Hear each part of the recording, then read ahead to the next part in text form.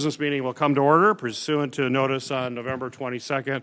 The committee is meeting to consider the following nominations: Sarah Cooks to be the Deputy Administrator of the Federal Emergency Management Agency, Michael Kubayanda to be the Commissioner of the Postal Regulatory Commission, Laura Blatchford to be Controller of the Office of Federal Financial Management within the Office of Management and Budget, Ebony Scott and Donald Tunaj to be Associate Judges on the Superior Court for the District of Columbia. I note the presence of a quorum, and I hope my colleagues will join me in advancing these nominations today. I believe each of these nominees is well qualified for these important roles. Before we proceed to consideration of the nominations, I'd like to recognize Ranking Member Portman, but would ask that other members hold their comments till after the vote, given the tight schedule everyone has. Senator Portman. Thank you, Mr. Chairman. Appreciate it. Let's start with a happy birthday greeting. Senator Scott? Senator Scott?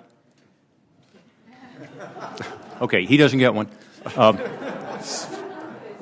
Senator Peters, happy birthday. Thank you. Thank you. Senator Scott, are you now paying attention to your birthday wishes? Thank you. You only turned 49 once, so this is a big deal. You ought to celebrate it. They said 29. Okay.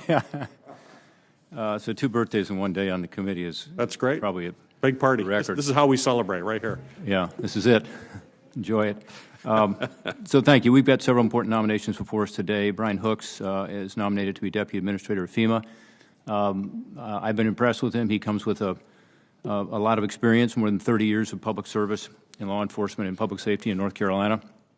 Given his experience with FEMA and leading the emergency management at his state level, I think he has the critical background needed to qualify him for this role. Mr. Kubayanda has been nominated for a second term as a commissioner of the Postal Regulatory Commission. He's already served as a commissioner and as the chairman. He certainly has experience on postal issues, working both for the Post Office, Office of Inspector General, and the Postal Service. He is also has a strong interest in new technology and making data more accessible, which I like. Given his background and experience, I intend to support his nomination. Ms. Blatchford is before us today. She's been nominated to be the Controller of the Office of Federal Financial Management at OMB. Really important job. She comes to us with nearly 20 years of experience, mostly in the housing area. Congress, as I have noted on a couple of occasions now, including at the hearing, believed it was so important that the Comptroller have certain technical qualifications that we actually codified these requirements in statute. And I'll just read them quickly. The Comptroller shall be appointed from among individuals who possess demonstrated ability and practical experience in accounting, financial management, and financial systems. And second, extensive practical experience in financial management in large governmental or business entities. Some of you may recall that during the Trump administration, there was a nominee put forward for this very position who lapsed because Democrats would not support this person because they believed he was not qualified based on these qualifications that are in statute. I found Ms. Blatchford to be a talented person, certainly qualified for other roles, including perhaps a good role at HUD or other entities. But I do not believe, based on her conversations with me and her testimony before the committee, that she possesses the necessary skills the Comptroller position requires. And again, it's in statute, so it's pretty darn clear what's required, and I don't think it matches up. I appreciate the letter she sent me this morning, but I'm still not convinced that that's adequate justification for this particular position. We've got 2 judicial nominees today. The President has nominated Judge Ebony Scott and Mr. Donald Tunaj to be Associate Judges on the D.C. Superior Court. I plan to support their nominations. As I've said before, the D.C. court system has an important role to play in addressing the district's most pressing issue, including the recent increase in violent crime. We raised that with them during the hearing, and they answered in ways that were hopeful. Therefore, I hope that each of our Superior Court nominees is prepared to take on this new role. Thank you, Chairman Peters. Look forward to our discussion today. Thank you, Ranking Member Portman. The committee will proceed to the consideration of Laura Blatchford to be the Controller of the Office of Federal Financial Management within the Office of Management and Budget. The question is on to whether to favorably report Ms. Blatchford's nomination. I understand a roll call vote is requested. The clerk will call the roll. Senator Carper. Aye. Senator Hassan. Aye. Senator Sinema. Aye. Senator Rosen. Aye. Senator Padilla. Aye. Senator Ossoff. Senator Portman. No.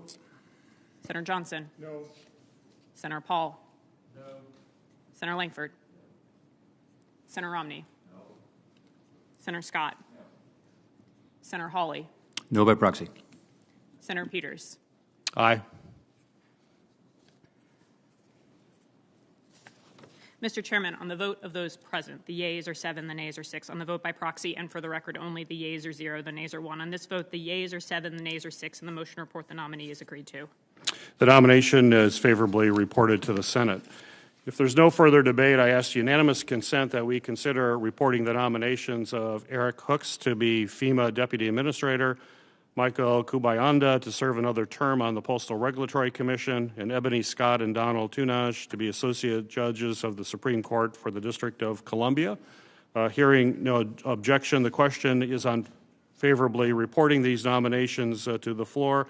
All those in favor will say aye. Aye. Opposed will say nay.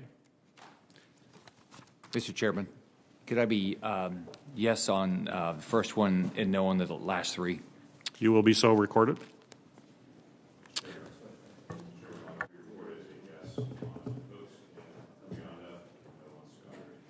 You will be recorded as such.